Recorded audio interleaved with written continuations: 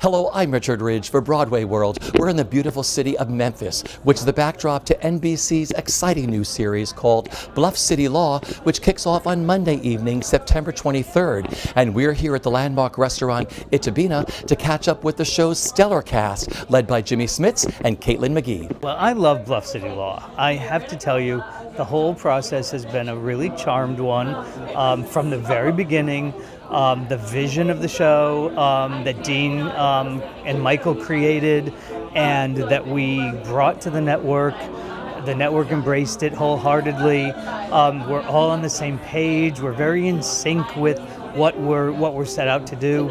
And it's just a beautiful story set against a fantastic city with an awesome cast at the center of it. The framework of it is that you have this law show, and it's very kind of aspirational in what we're trying to do with regards to the topics that we're trying to address and the cases that this family, it's about a family law firm, but it is a family drama, father and daughter relationship, and this small firm, which is another concentric circle in the family as well, in their way. How they all interact with each other. I love this character so much. I love the fact that she's an unapologetic woman on television. That is also number one thing that really stuck with me is, I've said this before and I will always say it, if I read a script that aligns with my own moral compass when it comes to sticking up for the little guy, holding big business and just crappy people accountable, that is something that I want to sign up for. So that was like a no-brainer when I read this script. I was, as Jayne Atkinson said, she was like, I was 5 pages in and I hadn't even seen my character, and she was like, I'm in. What was it about the script? Did you read the script first for the pilot? Absolutely. I felt that in the current climate and where we are as human beings right now, it was the kind of stories that I wanted to tell. Setting it in Memphis, in a city that needs a light shining on it itself and needs some love and some people to come in and meet it and fall in love with it. So that was a big play, and then Jimmy Smits doesn't hurt either. We're blessed to be able to work with the people that we work with, or at least I know that I am. You'll see somebody and you'll see like the rehearsals that we're doing, and it's just like, that was just the rehearsal. Why didn't you catch that? You know what I mean? No, I'm enjoying myself immensely just to be able to watch the likes of Jimmy Smits, to be seeing Caitlin McGee's work, to be seeing Jayne Atkinson, Barry Sloan, Stoney, my man, BLUFF. It's just like everybody's doing such great work. I hate it when little people get taken advantage of by bullies. I hate bullies, and I think big corporations in a lot of ways, and I think it's become passe. They just do it because they're like, well, this is how we get along. And I love the idea, and of being able to stick up for a little guy against like it's a David and Goliath thing, like we've said, but and I love a show that does it every week. Just sticks it to the man. Especially now, I don't want to say especially now, but it's more visible now because of social media and stuff like that. But I think people my age and young kids, they're more inclined now more than ever to like fight for what they believe in a way.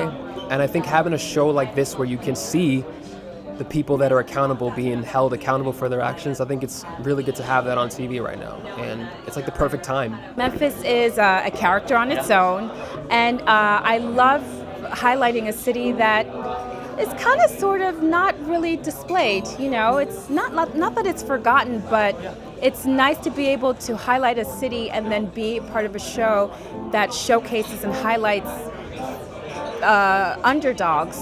So it's like Memphis kind of sort of is an underdog in its own. So us bringing that and showing all of that, like we're all here supporting and showcasing Memphis because it doesn't get enough love, I don't think. I can't see this show functioning as just like having the city as a backdrop. The city is a vibrant character, just like any of the other characters that are here. And I couldn't think of shooting this in LA and then coming here and doing beauty shots. It's not like that. It's the city and everything, that its history and its blemishes and its beauty and its history of activism and cultural diversity, the way music is such a ingrained in everything that's about the city.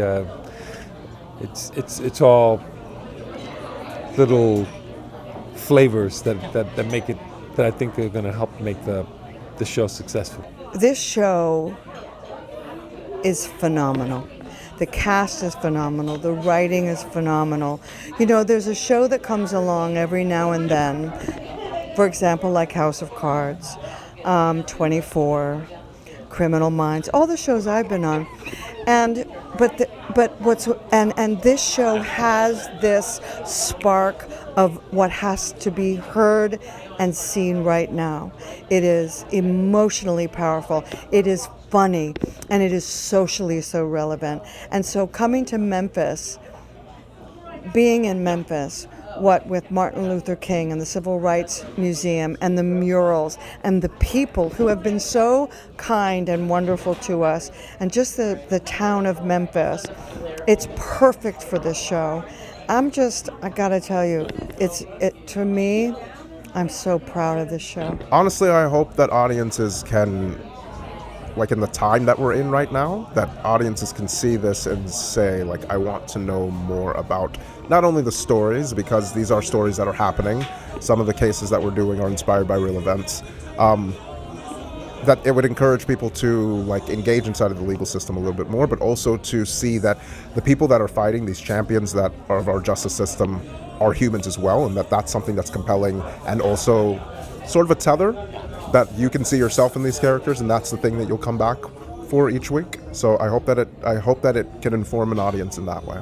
I think that it's so important for us to continue this conversation of all the things that we're covering in this show, whether they're actual court cases that are happening in the news at the moment, or whether we're covering really hard subject matter that has been an ongoing debate in this country. You know, this country is a very hard place to live in right now, and I hope that our show becomes a narrative format that people can learn and make themselves better. If Bluff City Law connects with an audience, I think it's because it's relevant.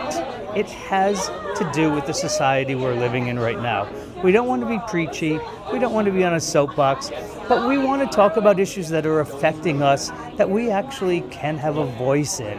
And if we can affect the audience a little bit on that level week to week, we'll be a success. Everyone likes to talk about how this kind of work is rewarding, but if you lose, it destroys you.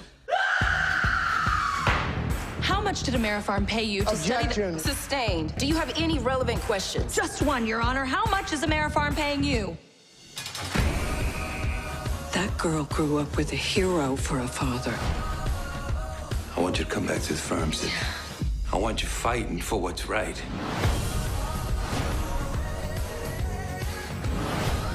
We need to see the files on the case. Cowboy still loves you. That's how you saw that. Did you break his heart? You broke his heart. You work for these companies. You know how they think. How would you win this case? Do we want to settle or do we want to win? She's been here 2 hours and already she's up into 2 years worth of work. We're total opposites. You're conservative. I wage war. Our differences could be our strength. You can't just silence the truth. Order! I want the order! This report for review. That was brilliant in there. I hold a family's future in my hands. How do you handle the pressure when winning or losing means everything? I can teach you how to channel all of this passion that you have. Get back in the fight, Sydney. Because in case you haven't noticed, the world's running out of heroes.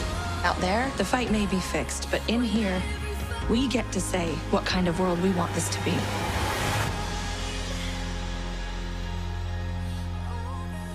To new beginnings. And to family.